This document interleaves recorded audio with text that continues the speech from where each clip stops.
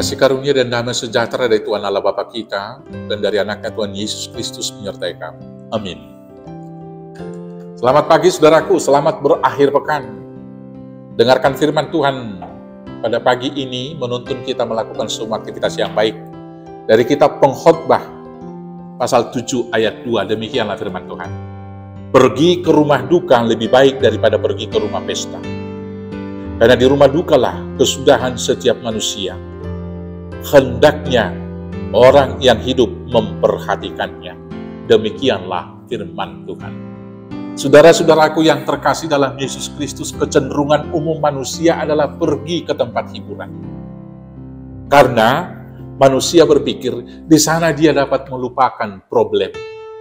Di sana dia boleh terhibur dan melupakan kesedihan yang mungkin dia alami.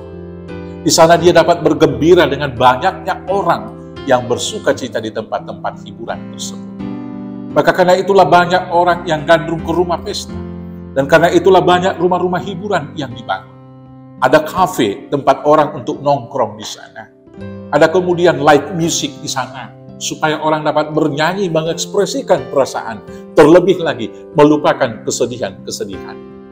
Ada juga night club dan lain sebagainya, untuk tingkat-tingkat hiburan yang lebih lagi daripada apa yang diinginkan sekedar untuk melupakan kesedihan, untuk memuaskan semua keinginan-keinginan. Tetapi benarkan ketika kita pergi ke rumah pesta melupakan duka lara, melupakan pergumulan, melupakan kesedihan yang ada dalam hati kita? Tidak. Itu hanya sementara melupakan, tapi persoalan-persoalan tidak selesai. Dan kemudian kita tidak akan menjadi semakin bijak dalam menjalani kehidupan. Hidup kita akan cenderung hedonis dan berfoya-foya. Tetapi hari ini pengkhotbah mengajar kita dengan berkata, pergi ke rumah duka lebih baik daripada pergi ke rumah pesta. Karena di rumah duka lah kesudahan setiap manusia. Ketika kita pergi ke rumah duka, maka yang pertama sekali kita diingatkan di sana bahwa rupanya hidup di dunia ada limitnya. Kita diingatkan dengan Pengkhotbah 3 ayat 1-8 yang mengatakan untuk segala sesuatu di muka bumi ada waktunya.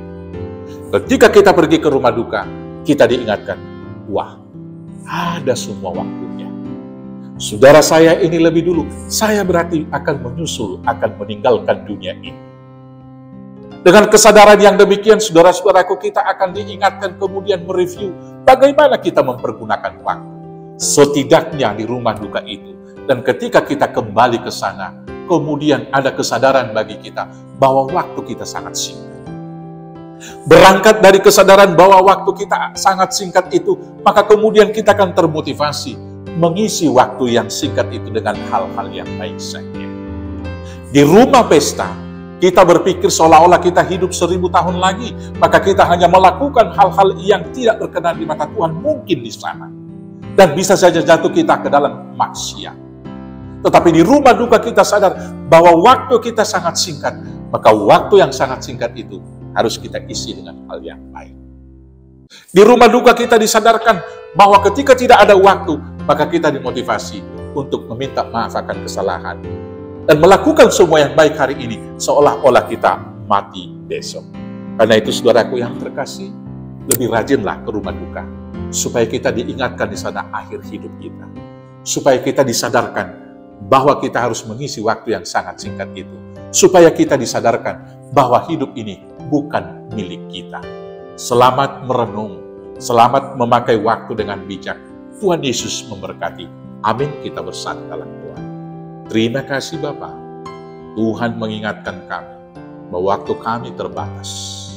Ajar kami merenung setiap hari, agar di rumah duka kami menemukan akhir hidup. Dan kemudian dari sana kami berangkat, mengisi waktu kehidupan dalam perjalanan yang singkat yang Tuhan beri di dunia ini. Terima kasih Bapa, mampukan kami melakukan semuanya. Hanya di dalam nama Yesus Kristus, Tuhan Juru Selamat kami yang hidup. Amin.